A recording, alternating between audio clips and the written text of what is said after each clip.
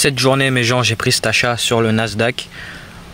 En daily, on est bullish. Le prix il a ouvert daily. On réagit sur cet order block dans lequel le prix se trouve et le daily il est bullish. Et on retrace après cette belle englobante qui a englobé la journée encore d'avant, qui était le vendredi. Et là c'est lundi, et là c'est mardi. Et là je tourne ça le mercredi, mais c'est le trade de mardi. Ensuite H4 après le daily, on est dans une order block. On est bullish. On a pris cette structure. On est venu, on a retracé. C'était ici sur ce niveau d'intérêt. On a d'autres discount arrays à l'intérieur ici. Mais aussi ce niveau violet qui a une array sur le daily. On a eu Roger, et donc ça c'est la nouvelle bougie de 4 heures qui à ce moment là, ouais ça montait bien, mais voilà, le trade il a fini en perte. C'était un très bon setup. Le prix est alors réagi, on est venu dans ce gap, on a réagi sur cet order block par ici sur la bougie de 6 heures. On a pris ces equal low. Ensuite, on a fait cette variation englobante CSD. On retourne bullish. Là, c'est le H1. Alors, daily bullish, 4 heures bullish, 2 heures bullish, 1 heure bullish. Ensuite, 30 minutes, on est bullish. On shift de structure. On retrace. 15 minutes bullish. Là, voilà, on a ce mouvement haussier. Le prix, il a retracé pour faire le higher low. Plus high que le low d'avant. Il le retrace. On avait une array, on a une rejection block en H1 sur lequel le prix était venu. La rejection block qui a fait cette pattern de variation slash CSD tout simplement. Cette CSD, on trade à l'intérieur de l'order block très forcément. Rejection block, order block, tous les points d'intérêt, très bien, on est bullish. Et là c'est pour but de faire ce buy model, car là le prix il était bullish sur les temporalités plus grandes, rappelez-vous. On a ce retracement, on se retourne, fin du retournement pour monter et venir chercher la ERL. Super, bonne narrative, c'est très bien.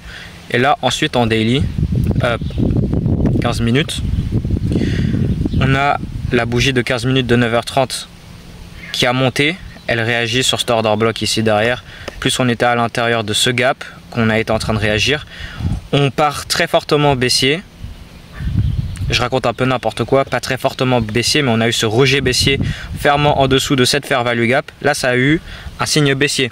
Sauf qu'après, on a fait de la SMT avec le S&P 500 qui lui est en train de continuer à monter. Pareil avec l'US 30. On vient sur la rejection block, 1 heure.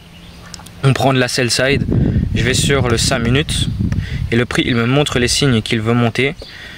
On a sweep, 9h30, il vient, il shift out vers le haut et il shift out vers le bas, je vois pas.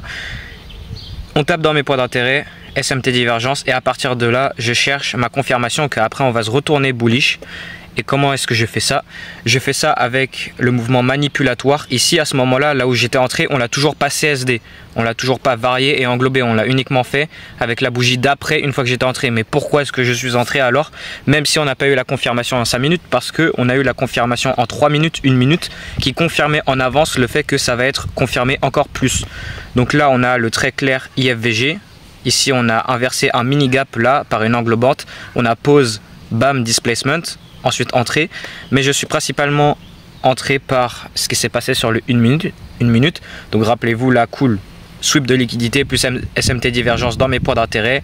On a mouvement haussier, on retrace pour relancer la nouvelle impulsion. 1 minute.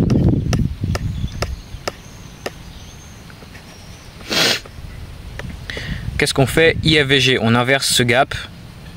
Et une fois qu'on a fait ça avec cette bougie, pas celle-ci, mais elle, la bougie de 9h52, une fois qu'on a ouvert ça, je suis entré dans la bougie de 9h53.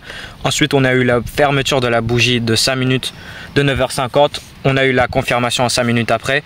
Et là, le prix il est parti, très bien. Après, il revient. Et là, ça a été une journée où, ok, très bon setup. Sauf que le prix, il n'a pas voulu être très attirant. Donc là, on est monté, très bien. On est de retour, ok, on remonte. On redescend, on fait une SMT, ok cool, je continue à tenir la position. Là normalement, avant je serais parti en break-even sur ce trade et j'aurais évité la perte. Mais j'avais bien confiance, le prix il était en train d'accumuler pour tout simplement faire une extension après. On l'a fait vers le bas mais c'est pas grave. le prix il est monté. On a rejeté plusieurs fois ce niveau d'intérêt qui était un gap sur le côté de gauche du buy model.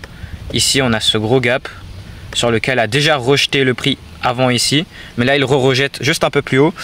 Et on a pris la première objectif qui était les hauts de Londres. Et une fois qu'on a fait ça, je serais allé à un 1 pour 1 avant. Normalement, plus on était à 1 pour 1 RR. Qu'est-ce que je raconte? Ouais, non, je serais allé au break-even et on était à 1 pour 1. Donc après ce mouvement haussier ici, je serais allé au break-even normalement. Sauf que j'ai tenu la position. On a eu une belle bougie de 15 minutes, la bougie de 15 minutes de 11 heures qui a bien englobé CSD, tout ça. Ensuite, là voilà, c'était cool. C'est à partir de ce point-là que le BE aurait dû être activé car là, on bouge plus. On a fait tous les rejets de mon point d'entrée à chaque macro, donc ok, ça fonctionne bien, mais ouais, le trade il est parti OSL